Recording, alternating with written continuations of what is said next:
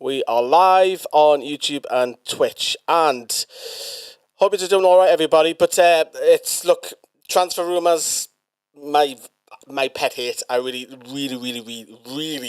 don't like them. There's plenty of YouTube channels that do them, but I'm going to start a series off where I'm going to call them out because I'm sick of it already, and it's only the 10th of June, and I'm sick, and you will probably are as well, where you keep seeing the clickbait titles for you to click on, the clickbait news articles and all this sort of stuff. Newcastle have agreed fees, Newcastle a defender's on his way in, or what have you. But look, this is it. We've got 4 stories to go through. Keep your commenting. You can see them just underneath us. Paul Robson's in there. Bruno will go nowhere. We will talk about that in a minute. Got 4 stories to talk about today. Well, I'm going to start this. It's literally called the Bullshit Transfer Rumour Show. That's what I'm calling it. It's my little series that I'm going to put together over the summer. The rest of the lads want to jump in, great, from the channel, fantastic. But I'm going to call some out, and I'll also have me a fair opinion as well. If I think it's genuine, if it's actually going to happen and stuff like that, I will say that as well. But I'm just tired of it. It's very much like the Sun and the Daily Star all over YouTube, and I'm not just talking about Newcastle United scene. I'm talking about the whole of YouTube. If you look at across it, it's just clickbait for views, and it's awful. I'm talking media articles, national media. It's just shit. Let's be honest. It is just crap, lazy content, to be honest with you. And I thought, you know what, let's jump on and let's talk about it.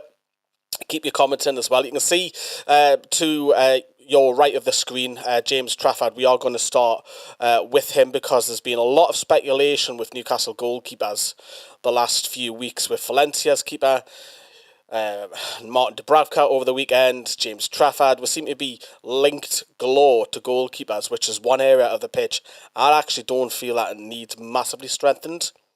There's no way that Nick Pope is leaving. It's 100%. But Fabrizio Romano said yesterday, or was it today? It was last night, actually. Said that James Trafford is effectively Newcastle are edging closer and closer to agreeing a transfer fee. It's rumoured to be about 16 million, added up to 20 million, and that fee is believed to have come a lot more closer. It's almost there. It's agreed effectively. My personal take on it is that he's only coming in if Martin Dubravka leaves. It's as simple as that. Nick Pope isn't leaving. When are that? I think James Trafford will come in, and he'll be second choice, and Dubravka will head out the door. That's the only thing I can see out of it. Dubravka's got 1 year left on his deal. Hi, Lewis. Hi, everyone. Hope it's doing all right. Dubravka's got 1 year left on his deal. Get a couple of million quid off him. Head him out the door. He's 35.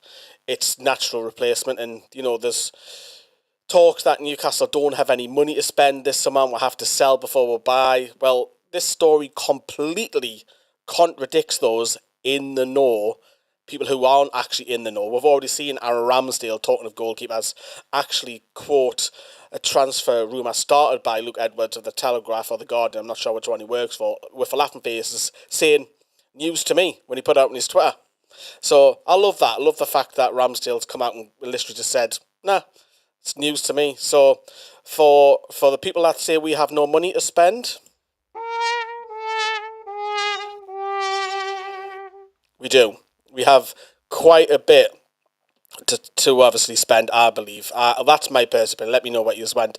Don't be harsh on yourself. It's worth talking about. Yeah, I do agree transfers are, but when it's constant, I think everybody gets sick of it. When it's just constant, and it's like, we are used to it, and obviously we have been doing YouTube for 8 years. It's not something that I enjoy, and I think it's just, for me personally, I don't know how other people across national media, local media, YouTube, anybody who basically does content, I think it's lazy.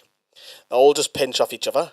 So Romano started the story, then they're all piggybanking. It's like a domino effect. I just think it's lazy journalism. I really do. Remember, like the video says, Liam, please do. Yes, Liam on our Facebook page. Good to see you, Liam. But with Trafford then, so he comes in. I don't actually think that he had a good season last season. Granted, whoever the Burnley goalkeeper isn't going to have a great season, let's be honest, because they're shipping in goals left, right and centre. So if you stick Nick Pope in there, back at Burnley again, or if you stick Edison or Allison, they're going to concede a lot of goals because Burnley just go flying on the final third. 1/3 of the June Bruno release clause as well. You can see my cat underneath here as well in the mirror. Fingers crossed. We are going to talk about Bruno in a minute, but the James Trafford one, does it have any truth in it? I actually think this one does. Yes, I'm actually saying that. But some others in this video are definitely not happening. But the reason why I say that is because Nick Pope, for me, will be number one next season. It can only happen, and that's the only reason why I think it's got a bit of truth in it if Bradford wants out and get first-team football, because he's obviously going to be second choice, and obviously he's playing in the Euros at the minute, and I think there is a little bit of truth in it. But 21-year-old, still young, had a fantastic World Cup, didn't he? And also he was partnered with Anthony Gordon in the youth teams as well, won the competition last season, so it's got a little bit... I'm going to put some fireworks on. It's got a little bit of truth in it, so I do think there's some truth in that. But keep your comments in as well, young English prospect. I'm not against the signing, but for me, he's not number one.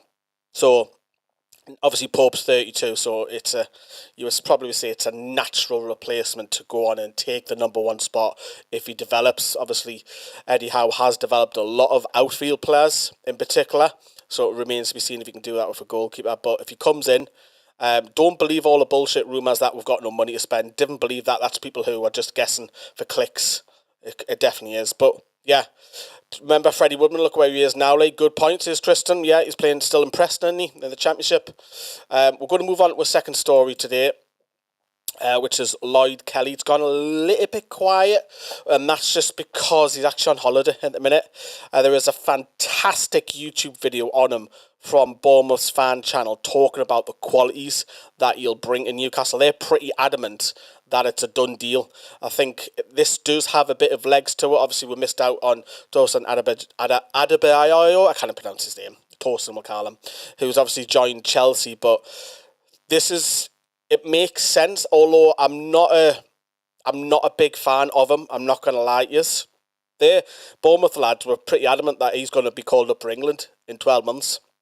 Maybe that's... I don't know if it's because England's centre-backs are pretty poor at the minute. You only got to look at the Euros, but it's probably got a lot of legs. I think this one's probably going to happen. It's a free transfer. It makes sense. Got some injuries. They were describing it as similar to Dan Burn. He was a centre-back playing at left-back at times. But you look at Newcastle's, obviously, injury record with Sven Botman and Jamal Lascelles. There isn't... And Paul Dummett's obviously being released. Emil Kraft stepping in over there. There isn't real competition, I feel. It's centre-back right now. I think when Botman comes back, yes. But you're going to be asking Dan Burn and Fabian Schär to play every single game. But I think it needs a bit of competition. It makes sense for Lloyd Kelly to be a squad player. But in all honesty, I'm not that fussed on it. It doesn't excite me. It's not an exciting signing. But I want to be proved wrong. I was proved wrong with Dan Burn, because when Dan Burn was signed, I was like, really? Dan Burn? But look at Dan Burn. He's proved me wrong. He's absolutely had a fantastic time. Yes, he had a little bit of dip in form, but the last 2.5 years at Newcastle has been an absolutely fantastic buy. But yeah, so I think this has got legs, and so Lloyd Kelly, but he's on holiday at the minute. I don't think we'll hear with that decision probably for another couple of weeks, I would have thought. But yeah, keep your comments in as well. That's the second one. Right, the next one, Bruno Guimarães. And this has come out, if you haven't seen this today, it's actually from Fabrizio Romano. Now, there is no transfer bid that's actually come in. What Romano said on a podcast yesterday, over the weekend, he has said that Manchester City hold genuine interest in the midfielder. Now, there's interest in genuine interest. I think that's the next step before a bid, isn't it? But look, Bruno Guimarães, he loves it at Newcastle. I don't see why we need to sign it. There probably is a tiny bit of truth in it, but in terms of selling him, it's not going to happen. I just cannot see it happening unless the player wants to leave himself, which I cannot see that happening. And, you know, Manchester City signed Nunez, didn't they, last season? They were looking at Paqueta, but obviously his carry on with the alleged betting and stuff probably put them off a little bit. But it would be a great signing for Manchester City to get Bruno Guimarães. But no Toon fan wants to see him go, so Romano's clearly saying that there's genuine interest, but there's no bid. I actually don't think there'll be a bid at all. I don't think it's coming. I think it's just genuine interest. You can hold interest, and several players have him on your shortlist, but going that next step further, putting the feelers out with the player coming. Would Bruno Guimarães leave Newcastle? Not right now, no. I've said this a couple of times, him and Isak. I think if we don't get Champions League next season, I think that could be it. Isak's already said over the international break the last couple of weeks that he's very happy at Newcastle, and I love that. I put that on my Facebook page. He's happy, he's got no intention of leaving. So I don't think Bruno or Isak will leave this summer, but Newcastle, with no European football this season, I've got to go and get the Champions League. And you might get 5th place, might get Champions League, obviously, because UEFA give you 2 extra spots, and we didn't get it this season, the Premier League I'm referring to, because Newcastle had the group of death, and Man United flopped massively in their Champions League, the likes of Copenhagen, which is a bit odd how they didn't get out of that group. But we finished ahead of Man United, but we don't want to talk about Man United because they took a European spot from the Conference League, but I actually think that might actually help us this season, having no European football. And I'm going to go and say it. I think Newcastle will finish top 5 this season. And remember, if we keep with injuries free, even if we didn't sign anybody, right, and we had no injuries for all of the season, this squad finishes top 5, assuming there's no injuries, no European football, top 5 easily. And then we've got Tonali coming back as well. But with Bruno, I just don't think that's happening. I think we are going to be having a little bit of more pain point with it. And there is going to be speculation that there's Arsenal, there's Real Madrid and Barcelona. You're going to get all that nonsense crap in the next couple of weeks, of course. We knew about his transfer clause and when it ends and all that sort of stuff as well. So Chip has gone out to say, I think if Pope stayed fit last season, we get top 4. Interesting. Do you not rate Dubravka as a number 2? He had a shaky start when he first come in and had a few fantastic games, but yeah, I think the time is right for Dubravka to move on. And if it is James Trafford, then so be it as well. And obviously, it doesn't have to be an all upfront fee. We didn't do that for Nick Pope. We had instalments buying Nick Pope. But Bruno, for me, yes, there's interest from Manchester City. I don't mind there being interest. Just if the bid comes in, would that turn Bruno's head?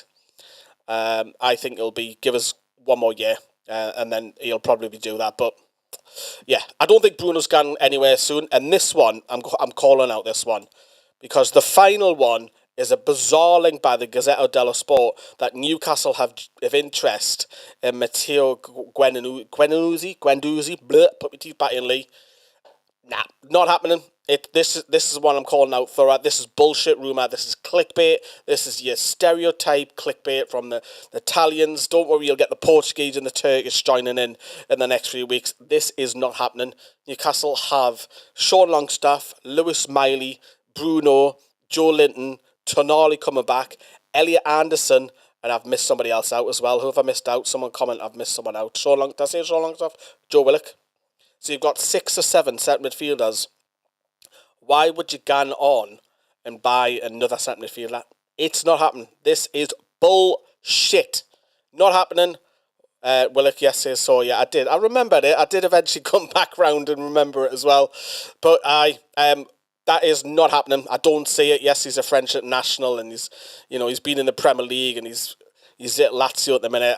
It's not happening. And in all honesty as well, I don't think that we need to touch the centre midfield. I don't think we need to bring anybody in. I think the ones that we've got there with Tonali back as well, the emergence of Lewis Miley, no European football, I just don't think you need to, because you can obviously play Elliot Anderson out wide, you can play Willock on the left side, you can play Joe Linton in a couple of other positions as well. I don't think you need to strengthen centre midfield. For me, priority is a right winger. I've just seen Jay in Atlanta. Sorry, Jay, but Miggy's got to go. For me, we have got Minter. There was obviously speculation with him over the weekend as well that he could be linking up with Liverpool. Sam touched upon that briefly with Arne Slot. 40 million is quite a lot for a winger who's never played for a club. Would that persuade your heads?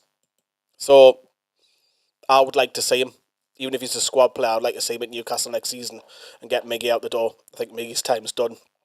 Try to get rid of him in January to Al-Shabaab, and he didn't want to go. So, yeah, for me, for priority, can be a right winger.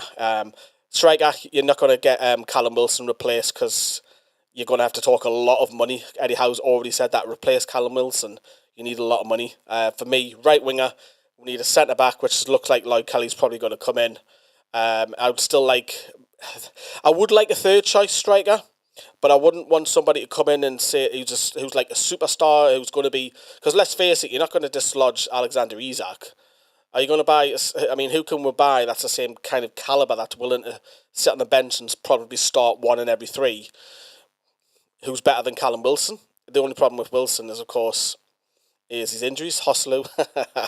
What is it with ex-players leaving the club at the minute doing wonders? Like, you've got Hoslu, Isaac Perez, Mikel Merino. They've all these Spaniards that have been at the club have gone on to do better things. That's goes to show you that we didn't have any ambition. Yes, I do like Nico Williams. I'm pleased, Simon, you've mentioned that as well. I love Nico Williams. Seen him in pre-season as well in the Cellar Cup. Absolutely fantastic. I'll take both of them, I'll be honest, the Williams brothers, to be honest. But there it is. Quick wrap-up of all the transfer rumours today. I'm going to try and get on this snowball effect. It might not be every day, but it's going to be most days, because obviously we've now got 2 podcasts on the channel now. The women's and Johnny and Sam's podcast is back as well, obviously, so we'll keep you updated with obviously other news. I'm going to Japan, that's on the horizon as well. If you want to become a member, it's only 99 pence. You'll find out all that sort of stuff. It's underneath this video. Sam's just done his unboxing video. Yes, he's bought the new Cellar shirt, so you want to see that, it's underneath this video for 99p. That is hardly out.